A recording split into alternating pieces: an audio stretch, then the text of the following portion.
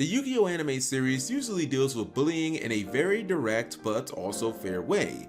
For instance, in Yu-Gi-Oh! Duel Monsters, Joey and Tristan are actually Yugi's bullies when he first met them, as they basically tormented that kid. However, Yugi ended up saving them from even bigger bullies, and the trio ultimately became the closest of friends. I bring that up to highlight the topic of today's video, which is an $8 billion company that is apparently being bullied by its own customers, at least according to them. What's even more remarkable is that $8 billion company is none other than Konami Digital Entertainment themselves, and the bullies are Yu-Gi-Oh players, again according to Konami. For anyone out of the loop, and yeah, this one definitely needs some explaining, this is an incredibly strange situation that spawned from a post on Twitter that came from the official Yu-Gi-Oh TCG account on the European side. The post was quite alarming as it read, quote, "Dear Duelist, we have seen a rise in behavior which goes against our community code of conduct on social media channels managed by Konami Digital Entertainment. You can review our community code of conduct here. Passion for the game is no excuse for insults or violent threats directed at employees of Konami Digital Entertainment or other fans. Such behavior is not tolerated by us. Any players engaging in such conduct are in violation of the community code of conduct, which may lead to suspension from organized play. Online abuse and threats can also amount to criminal behavior which is reportable to the authorities." End quote. Obviously a lot to take in there, and in my opinion, some pretty alarming and bold claims made by Konami. My first thought was, if Konami was receiving actual threats of violence against any of its employees, or they have seen those made against other players, then obviously they were right to put out such a post, and they should contact the authorities ASAP with any information or evidence of such so that it can be handled properly. With all due respect, we all love Yu-Gi-Oh! And are passionate in our own way, but you can't be out here threatening people with violence over a children's card game. With that said, if I'm being completely honest, the post did rub me the wrong way, because I felt like it was Konami sounding the alarm that the community's behavior had gotten completely out of control and needed addressing, but they didn't give much context. "We've noticed behavior that goes against our code of conduct." Okay, not to sound intrusive here, but can we get any examples? And for the record, I'm not saying that Konami had to post verbatim what people said, but they could have at least specified what content they were receiving or had seen, what they considered to be harassment slash threat slash breaking the code of conduct, and maybe gone into a little bit of detail. I say that because right now everyone in the community is just speculating or left in the dark, and I think it's pretty silly to come out with something that has such serious implications while giving almost no real information. Did they post this because a Konami employee was threatened with physical violence, which I think we'd all consider to be extremely serious, but in my 20 years of playing this game, I have never once heard of? Is this a reaction from all the recent criticism from European duelists, where Konami has, let's be real, dropped the ball in a major way, with there being exactly 0 YCSs for the first half of the year, and them seemingly killing off speed duels in that region?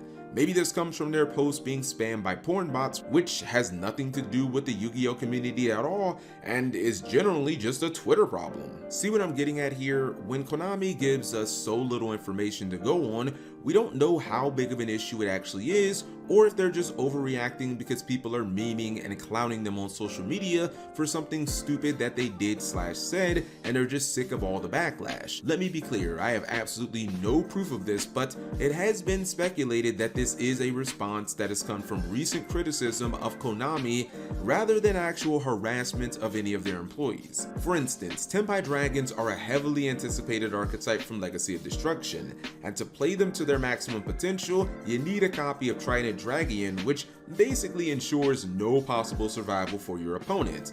The issue here is that Trident is a 5Ds card that hasn't been reprinted in a decade and only has 2 printings total. This has caused the card to spike to upwards of $100 in the United States. In the Konami TCG video previewing Legacy of Destruction, head of R&D Jerome McHale talks about Tenpai and how necessary Trident is to the deck. He says, "Now, to get the most damage possible out of this strategy, you'll need a copy of Trident Yugioh. So make sure to check your collection to see if you have one, and ask a friend if you don't." This really pissed people off, as in my opinion, it low-key implies, hey, don't worry about needing this $100 card to play the deck, you probably just got one laying around somewhere, and even if you don't, I'm sure your friend does. We all know that getting access to $100 cards that haven't been printed in a decade isn't that easy, so why be glib about it? And even if he wasn't being glib, that's kinda how it came off to some people who watched the video. Furthermore, I personally thought to myself when I was watching it, that would have been a great time to hint at a reprint announcement for Trident and Rarity Collection 2, which comes out in about a month. Why not put it in there and then let us know it's in there with the hint? Regardless, it just seems like this was a really dumb way of addressing the Trident situation, and people were expectedly pissed off, which led to them voicing their opinions on social media. Most of the posts were either justified complaints or just lighthearted memes, but who's to say that Konami wasn't legitimately bothered by this? Obviously, people can't directly let Konami know their thoughts on this because, unlike a normal company, Konami doesn't allow any comments on their YouTube videos from the official TCG channel. My take is, when you run the highest selling trading card game in the history of the planet, you're going to get some criticism, whether justified or not, pretty much all the time. It's what comes with the territory. Heck, all I do is play Yu-Gi-Oh! And cover the game via video content, and I get criticism on my own channel from time to time. That's just part of content creation, business, or being a public figure. I think that Konami has to understand that hundreds of thousands of players around the world play their game, and we are not a monolith. Sometimes their actions are going to invoke public backlash, jokes, and criticisms, sometimes good and sometimes bad, but rather than focusing on that and what they consider to be negative, they should be focusing on improving their game and having a great relationship with their customers. Not to sound like an a-hole here, but I don't see other multi-billion-dollar companies going online and complaining about the crap that they get from their customers or worrying about the negative things they have to say. You're a business. That's what comes with being a business. Maybe I would feel different if Konami hadn't had such a notoriously horrendous track record with communication in regards to its player base, but there's just something about them finally reaching out to the players to make a post that wasn't blatantly promoting a product or tournament, and when they do, it's them complaining about the players themselves and what they're posting on social media. Like, give me a break. I'll say it again for anyone who missed it the first time, but it would have been nice if they just gave us a little more information about what they were specifically talking to. I feel like we would have been able to understand them better and we'd know where they're coming from. But as it stands right now, we don't know if it's just people memeing over Trident Dragon or if it's European players who are raging because, they went out and spent thousands of dollars or $1,000 on a Snake Eye deck to play at 0 YCSs this year, both of which I would personally not consider problematic, but could technically be breaking Konami's code of conduct. On the other hand, if it's something very serious like violent threats being made against Konami employees, I think that we should know that as well so the Yu-Gi-Oh community can specifically speak out against that.